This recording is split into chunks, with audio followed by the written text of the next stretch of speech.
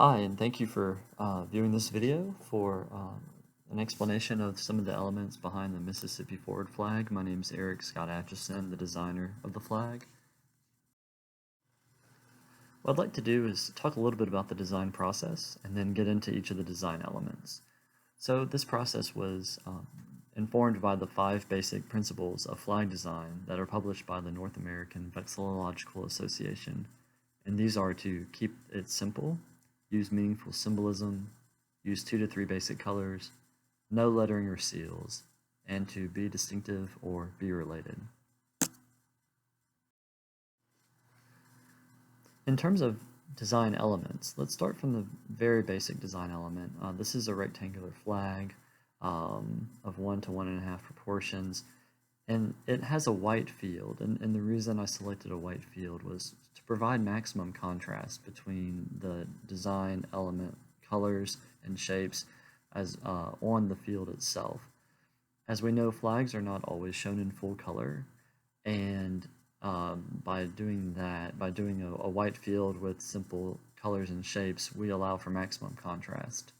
Additionally, flags should be recognizable from a distance, so even a football field length away, you should be able to recognize this as potentially the Mississippi state flag. The first piece of color added to the flag is a top left blue corner of triangular in shape, and this represents the Mississippi River. The bottom right corner also has an inverted triangular shape to the top left, and this blue corner represents the Gulf of Mexico, together which the Gulf of Mexico and the Mississippi River have had a huge impact on Mississippi's development, migration, and economy. And the combination of both of these corners does provide a forward motion of the field itself. So it doesn't look like it's static or anything like that. And when hanging limp, hanging on a flagpole just at rest, those corners and white field provide distinctive color separation that would still make it a recognizable flag, whether it's outstretched or hanging limp.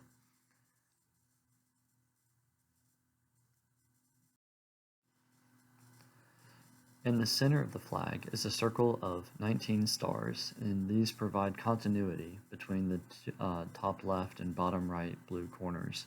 These represent the states who joined the United States prior to Mississippi. In the center of the circle of 19 stars, there is a 20th star, and this is much larger to represent Mississippi as the 20th state to join the Union.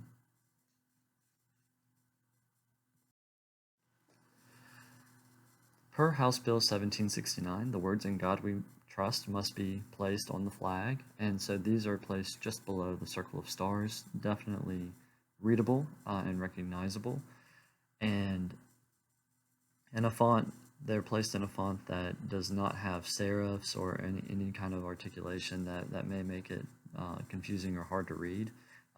So we call this a sans serif font.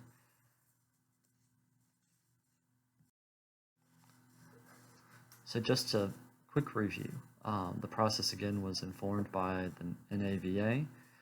The flag's design is simple. It's very easily reproducible. A child could draw it by a couple of triangles and a couple of stars. There is meaningful symbolism. Each item has symbolic meaning.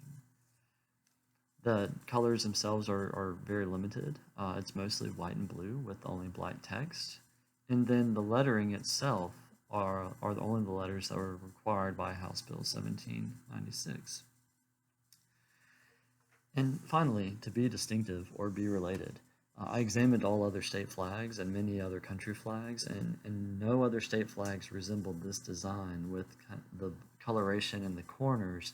In fact, Mississippi once had the French and the Spanish flag flying over it. And as you know, the French flag has vertical bars, and the Spanish flag has horizontal bars. So, in somewhat of a nod to both of those countries having previous flags flying over the state, but also in a way moving forward and not reproducing either of those flag designs, I limited the coloration on the flag to only being in the corners, which is where those two flags would have intersected had we placed them over each other. So once again, this flag, I believe, is reproducible and recognizable and simple and meaningful. Thank you for your time in watching this video. If you have any questions, please provide comments.